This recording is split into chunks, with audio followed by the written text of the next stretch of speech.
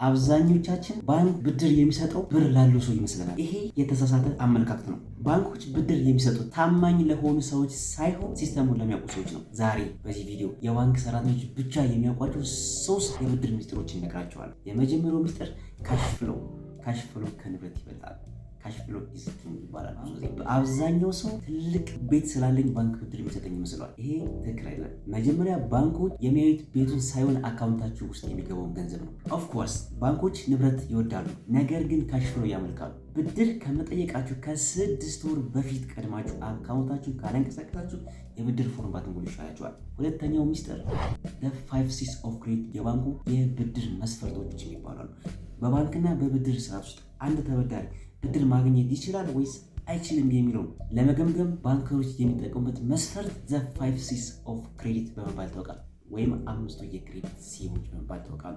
እነሱም ካራክተር፣ ካፓሲቲ፣ ካፒታል፣ ኮላተራል ኤንድ ኮንዲሽንስ በመባል ይታወቃሉ። እነዚህ ምን መሰላችሁ? በደንብ ትላላችሁ። ካራክተር ማለት አንድ ተበዳሪ ምን አይነት ጸባይ አለው? ጸባዩ እንዴት ነው? ብድሩን በጊዜው መክፈል ይችላል ወይ? ይሄ ተበዳሪ ከዚህ ፊት ብድር ወስዶ ከሆነ ምን አይነት የብድር ታሪክ አለው የሚለውን ቼክ ለማድረግ ካራክተር ወሳኝ ነው። ሁለተኛው ካፓሲቲ፣ ብድሩን ብንሰጠው ብድሩን መክፈል ይችላል ወይ? አያችሁት? ምሳሌ ተቀጣሪ ከሆንክ ብድር ብንሰጠው ደሞዙ ብድሩን መክፈል ይችላል ወይ? ወራዊ ወጪያችሁ ቼክ ይደረጋል።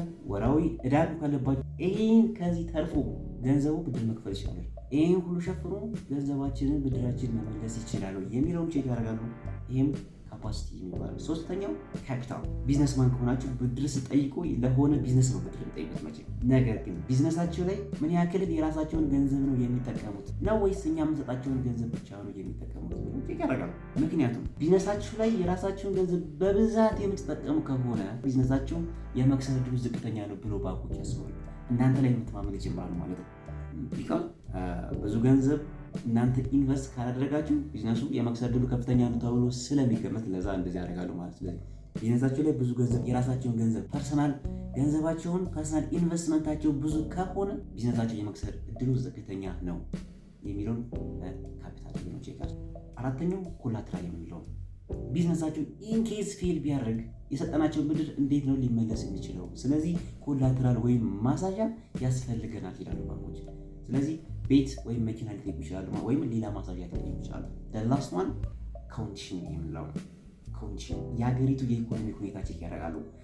ምን ላይ ነው ኢንቨስት የሚደረገው? ቤት ላይ ነው ወይስ ምን ላይ ነው የሚለው ነገር ቼክ አድርገው ይሄ ሁሉ ከተሟላ ብድር የማግኘት ዕድላችሁ ከፍተኛ ነው ማለት ነው። ሰው የባንክ የብድር ኮሚቴዎች ለካራክተር ከፍተኛ ፐርሰንት ይሰጣሉ። ካራክተር ማለት እንደነገርኳችሁ አንድ ተበዳሪ ምን አይነት ባህሪ አለው፣ ምን አይነት ታማኝነት አለው የሚለው። የእናንተ ታማኝነት የእናንተ ባህሪ የሚለካው በንግግራችሁ ሳይሆን ከዚህ ፊት በወሰዳችኋቸው ትናንሽ ብድሮችና የከፈላችሁበት መንገድ ነው። ትንሽ ብድር ተበድራችሁ በጊዜው ካልከፈላችሁ ትልቅ ብድር የምታገኙበትን መንገድ በራሳችሁ ዘጋችሁት ማለት ነው። ላስት ዋን ማጂክ ኦፍ ኮሚኒኬሽን። አንድ ሰው ባንክ ቤት ሄዶ ብሩ ለችግር ስለሚያስፈልግ እባካችሁ ብድር አበድሩኝ ብሎ ቢጠይቃቸው መልሳቸው አይሆንም። ምክንያቱም ባንኮች የትርፍ አጋር እንጂ የችግር መፍቻ ተቋማቶች አይደሉም። ፒሪየድ። ንግግር እንደዚህ መሆን አለበት። ባንክ ሄደ ብሩ የሚያስፈልገኝ ላተርፍበት ነው፣ እንደዚህ አይነት ቢዝነስ ፕላን አለኝ ብለህ ከነገርካቸው ኦፍኮርስ የማግኘት ዕድል ሰፊ ነው። ሲስተሙን በሲስተም መያዝ አለበት። this is how the system works። እነዚህን ካለሟላችሁ ብድር የማግኘት ዕድላችሁ ዝቅተኛ ነው። ይሄ ቪዲዮ ከተመቻችሁ ላይክ፣ ሼር ማድረጋችሁን እንዳትረሱ። እንዲሁም በቀጣይ ቪዲዮ አንድ ሰው ያለ ማሳያ እንዴት ብድር ማግኘት እንደሚችል በደንብ እነግራችኋለሁ፣ አሳያችኋለሁ።